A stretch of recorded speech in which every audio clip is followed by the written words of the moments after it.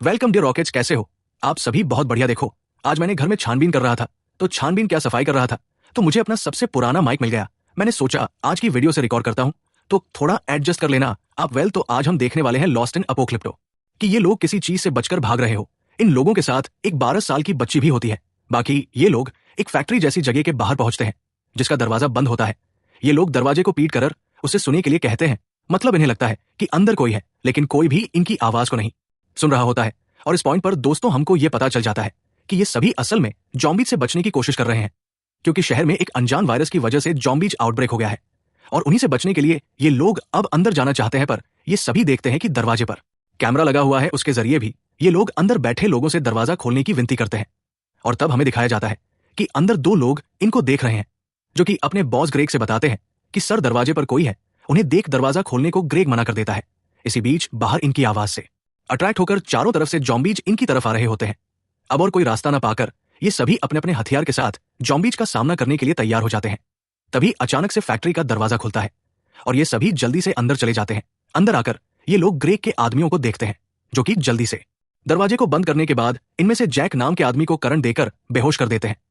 अब ये सभी भी सोचने लग जाते हैं कि इन्होंने ऐसा किया क्यों, लेकिन ये कुछ और सोच पाते तभी इन लोगों को बोला जाता है कि अपने हथियार फेंक दो और घुटनों के बल बैठ जाओ। जिसके साथ ये सीन यहीं पर कट होता है और कहानी जाती है एक दिन पहले, ताकि हम जान पाए कि आखिर ये सब हुआ कैसे था। अगले सीन में हम एक वैन में 2 लोगों को देखते हैं, जिनमें से जो ड्राइवर होता है उसके हाव भाव थोड़े बहुत अजीब लग रहे होते हैं। ऐसा लग रहा है कि मानो वो काफी ज्यादा गुस्से में हो। तभी अचानक से इनकी वैन के सामने गाड़ी आ जाती है, जिससे वैन लड़ते लड़ते बचती है। दोस्तों, इसी रोड पर एक कार में हम रिक नाम के एक आदमी को देखते हैं, जो कि अपने ड्राइवर जैक को उल्टा सीधा बोल रहा होता है और जैक भी हंसते हंसते सुन रहा होता है।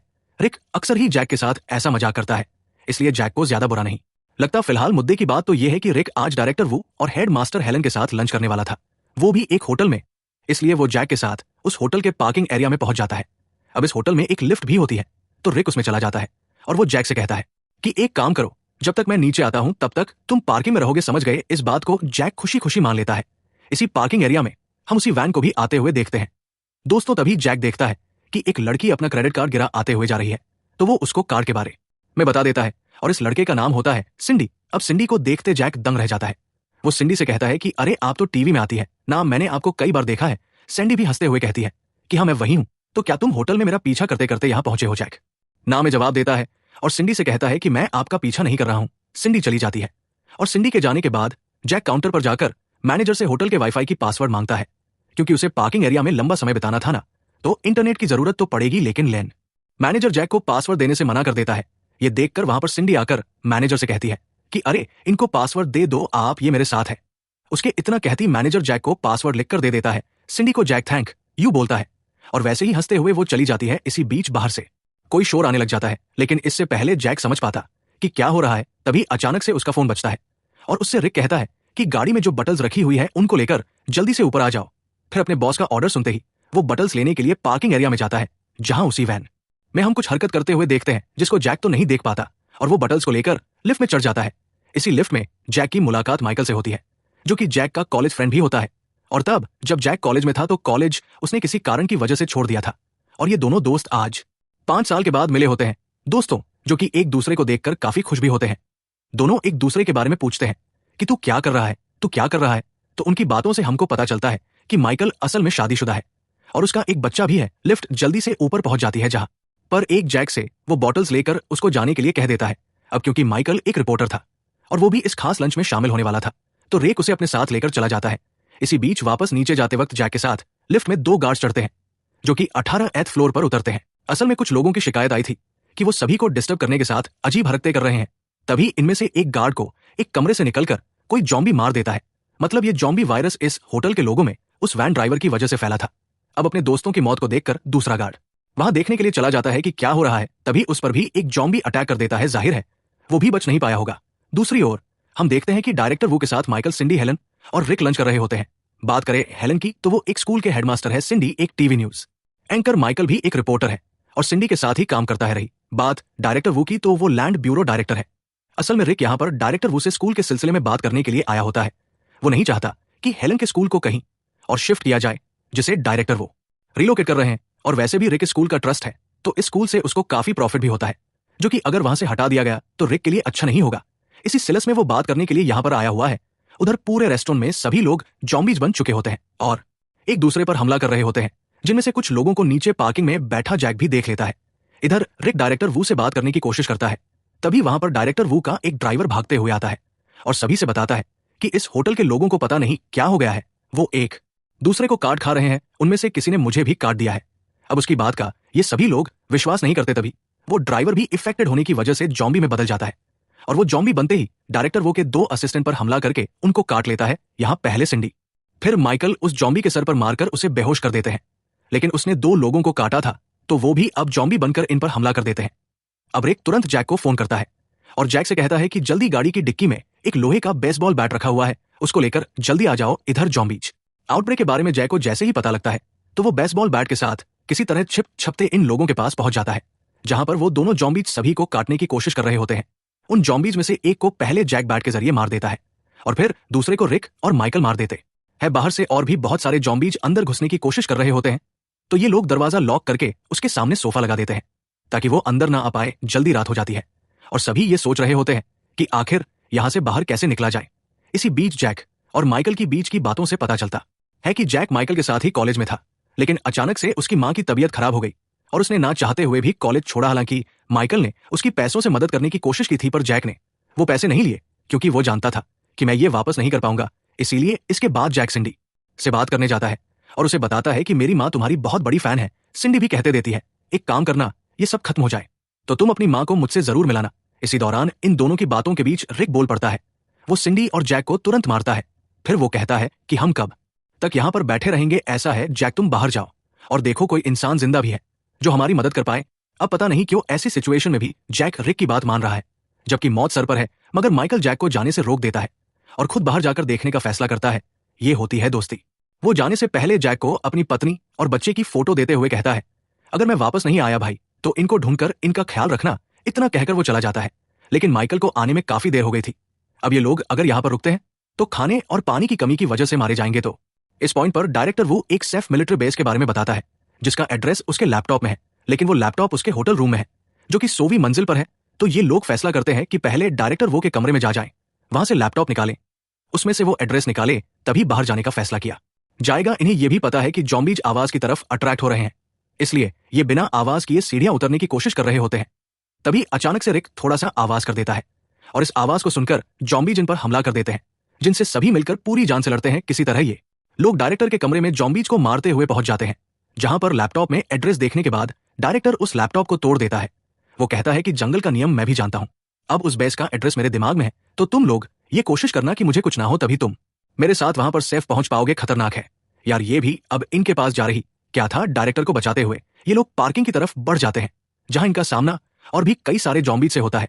ये लोग गाड़ी में बैठ ही रहे होते हैं कि तभी हेलन को एक बच्ची की चिल्लाने की आवाज आती है, जो कि गाड़ी में बंद थी और उसके माता पिता जॉम्बीज बनकर बाहर खड़े थे। तो फिर क्या था, हेलन, सिंडी और जैक मिलकर उस बच्ची को गाड़ी से निकाल कर लाते हैं और इसी अफरा तफरी में हेलन अपनी जान की कुर्बानी दे देती है ताकि ये लोग गाड़ी से बाहर भाग पाए। पर अगले ही पलन के सामने माइकल आ जाता है, जो कि अब एक जॉम्बी बन चुका है। उसकी ये हालत देखकर जैक को काफी दुख होता है और उसके परिवार के बारे में उसको याद आ जाती है। तब वो माइकल को गाड़ी से टक्कर मारते हुए वहां से निकल जाता है।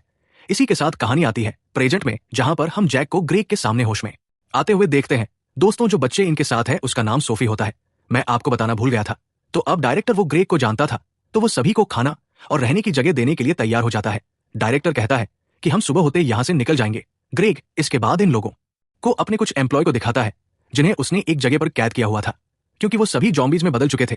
यहाँ पर डायरेक्टर वो और सोफी के बीच बॉन्डिंग काफी अच्छी हो जाती है। दरअसल सोफी की उम्र के ही डायरेक्टर वो की एक पोती है। दूसरी तरफ जैक और सिंडी के दिल भी आपस में मिल रहे होते हैं, लेकिन उन दोनों ने सिचुएशन में खुद को रोका हुआ था।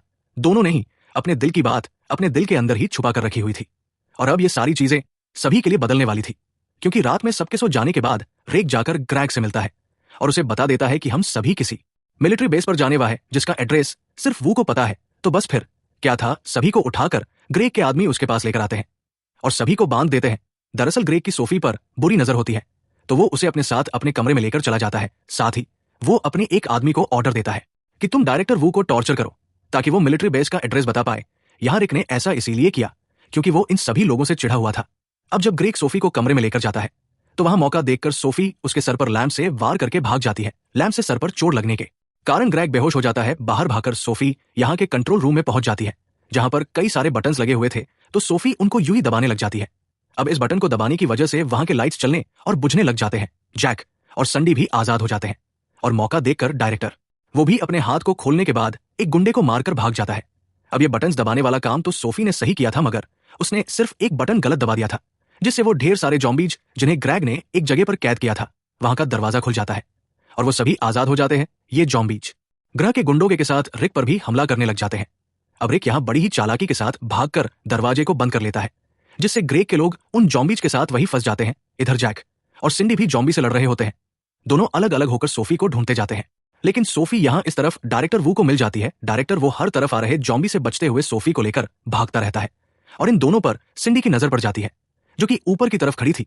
अब डायरेक्टर वो समझ चुका था कि अगर उसे सोफी को बचाना है तो उसे खुद को जॉम्बीज के हवाले करना ही होगा। बस फिर क्या था, वो मिलिट्री बेस का एड्रेस सोफी के कानों में बताकर उसे सिंडी को सौंप देता है, फिर खुद उसे बचाने के लिए जॉम्बीज के बीच रुक जाता है। मतलब यहाँ पर डायरेक्टर वू का किस्सा खत्म। उस तरफ ग्रेग को जब होश आता है तो वो भी अपने सामने जॉम्बीज को पाता है, यानी उसकी भी जान यहाँ पर जाने वाली है। इसी दौरान फैक्ट्री के बाहर जैक का सामना रिक से होता है। असल में जब जैक ने कॉलेज छोड़ा था तो उसे रिक ने अपने यहाँ पर नौकरी दी और उसे उसकी माँ का इलाज करवाने के लिए पैसे भी दिए, लेकिन आज तक जैक रिक की हर गलत और सही चीजें बर्दाश्त करता हुआ रहा था और आज रिक ने उस बच्ची तक को ग्रेग जैसे गुंडे के हवाले कर दिया था, तो जैक अब उसको माफ नहीं कर सकता। यहाँ दोनों के बीच जोरदार लड़ाई होती है, जिसमें रिक जीत रहा होता है और वह जैक को मारने वाला होता है। तभी पीछे से सिंडी रिक के कंधे पर गोली मार देती है और ये गन उसको डायरेक्टर वू ने दी थी। सिंडी जल्दी से जैक को उठाती है और ये लोग तुरंत कार में जाकर बैठ जाते हैं, क्योंकि पीछे से जॉम्बी आ रहे होते हैं। अब क्योंकि रिक के तो कंधे पर गोली लगी थी तो वो मरा नहीं था, पर बाकी के जॉम्बीज ये काम पूरा कर देते हैं। रही बात सिंडी, सोफी और जैक की, तो इनकी कार स्टार्ट नहीं होती है, तो जैक उतर कर गाड़ी को धक्का मारने लग जाता है। मतलब उसने अपनी जान यहाँ दाव पर लगा दी होती है। उसे जॉम्बीज काटते जा रहे होते हैं और वो धक्का लगाता जा रहा होता है। उससे सिंडी कहती है कि तुमने मुझसे वादा किया था कि तुम मुझे अपनी माँ से मिलवाओगे। इस पर जैक कहता है कि माफ करना, मेरी माँ बच नहीं पाई और वो पिछले साल ही गुजर गई और अब वक्त आ गया है कि मैं भी उनसे जाकर मिलूं ताकि हम दोनों साथ में रहे। यहाँ जैक को बस एक बात का दुख था कि वो अपने दोस्त माइकल से किया वादा पूरा नहीं कर पाया। जैक अब उसके परिवार को कभी नहीं ढूंढ पाएगा। यहाँ उसे जॉम्बीज काटते और नोच जा रहे होते हैं, लेकिन वो गाड़ी को धक्का देना नहीं छोड़ता और ये देखकर सिंडी और सोफी को रोना आ जाता है। गाड़ी जल्दी स्टार्ट भी हो जाती है और इस पॉइंट पर जैक कहता है, सिंडी तुम आगे जाओ, आगे जाओ। तुम इतना कहने के बाद वो डायरेक्टर वू की गन से खुद को गोली मार देता है। रही बात सिंडी और सोफी की, तो डायरेक्टर वू ने सोफी को बेस का एड्रेस बता दिया था, तो ये दोनों वहीं पर जा रहे हैं और इसी के साथ ये जॉम्बी अपोकलिप्स मूवी यहाँ पर खत्म होती। दोस्तों प्लीज ध्यान से सुनिए, ये वीडियो कुछ अलग होने वाला है। अगर आप जॉम्बीज के बीच फंस गए तो बचने के लिए आप क्या करेंगे? इमेजिन कीजिए कि कोरोना वायरस से भी ज्यादा डेडली वायरस दुनिया में स्प्रेड हो रहा है। इस वायरस से लोग जॉम्बीज बन रहे हैं। इस सिचुएशन में अगर आप फंस गए तो क्या आप जिंदा बच पाएंगे या फिर जॉम्बीज के हाथों आपका द एंड हो जाएगा? इस वीडियो में आपको इस सवाल का जवाब मिलेगा। आपको क्या करना है ये मैं बता देता हूँ। वीडियो शुरू करेंगे तो आप खुद को इस कहानी में एक कैरेक्टर के रूप में पाएंगे। वीडियो के बीच कहानी एक जगह पर रुकेगी और वीडियो में आपके सामने दो थंबनेल्स दिखेंगे। कहानी के उस सिचुएशन में आप क्या करना चाहते हो ये सोचकर आपको एक थंबनेल पर क्लिक करना होगा और आप जो ऑप्शन सेलेक्ट करोगे उसके अनुसार कहानी बदलेगी। ठीक ऑप्शन चूज किया तो जॉम्बीज से आप बच जाएंगे, लेकिन अगर गलत ऑप्शन चूज किया तो जॉम्बीज के हाथ तो मारे भी जाएंगे। और ये आपके लिए एक बिल्कुल ही डिफरेंट और नया एक्सपीरियंस होने वाला है, जहां मूवी के हर स्टेप्स पर क्या होगा ये आप डिसाइड कर सकते हैं। आपको एक थ्रिलिंग एक्सपीरियंस देने के लिए हमने एक नई कोशिश की है। ये एक गेम की तरह है जिससे आप अकेले या फ्रेंड्स और फैमिली के साथ भी खेलकर मजे ले सकते हैं। पर सबसे पहले ये देखते हैं कि आप जॉम्बी से बच पाते हैं या नहीं। तो अब कहानी शुरू होती है और दुनिया में एक डेडली वायरस फैल रहा है। इससे बहुत सारे लोग जॉम्बीज बन गए हैं। बाकी लोग जॉम्बीज से बचने के लिए बहुत स्ट्रगल कर रहे हैं। ऐसा ये ग्रुप है जो किसी तरह जॉम्बीज से बचकर एक घर में फंस गया है। इनमें से एक आदमी को जॉम्बीज ने अटैक कर लिया है और वो लहूलुहान होकर पड़ा हुआ है। ग्रुप में एक लड़की है जो उससे कहती है डोंट वरी, तुम्हें कुछ नहीं होगा। फिर वो दूसरों से कहती है कि कोई जल्दी से मेडिकल किट ढूंढ कर लाओ ना, लेकिन दूसरे लोग उसको इग्नोर कर देते हैं। एक आदमी डरकर खिड़की से देखता रहता है कि कहीं जॉम्बी जहां ना आ जाए। घर में एक फैमिली फोटो है, मतलब यहाँ कोई जरूर रहता है। और ये सोचकर एक आदमी सारे रूम्स में जाकर चेक करता है। ग्रुप का एक आदमी जो टकला है, उसका नाम सेथ है, वो गन लेकर उस घायल आदमी को शूट करने जाता है, लेकिन लड़की चिल्लाती है कि तुम उसको शूट क्यों करना चाहते हो। वो कहता है कि यह आदमी जॉम्बी से इफेक्ट हो गया है, इससे हम सबको बहुत ही खतरा है। लेकिन लड़की कहती है कि उसे सिर्फ चोट आई है, इन्फेक्शन नहीं हुआ है। सेथ कहता है कि इस आदमी की खातिर तुम सबको मरवाना चाहती हो, मैं तो इसको अभी शूट करने वाला हूं। ये कहकर वो ट्रिगर दबाने जाता है और यहां हम बता देते हैं कि वो कैरेक्टर जो इस घर के रूम्स को चेक करने गया था वो और कोई नहीं, आप हो। दोस्तों आप अब लड़की और सद को आर्गुमेंट करते हुए देखकर आप कहते हैं गाइस एक मिनट रुको, मेरी बात सुनो, और ये कहकर आप उनको रोकते हैं इस सिचुएशन में आप समझकर डिसाइड कीजिए और थंबनेल पर क्लिक कीजिए। क्या आप उसको शूट करने देंगे या फिर उसको शूट करने से रोककर घायल आदमी को बचाएंगे? Choice yours.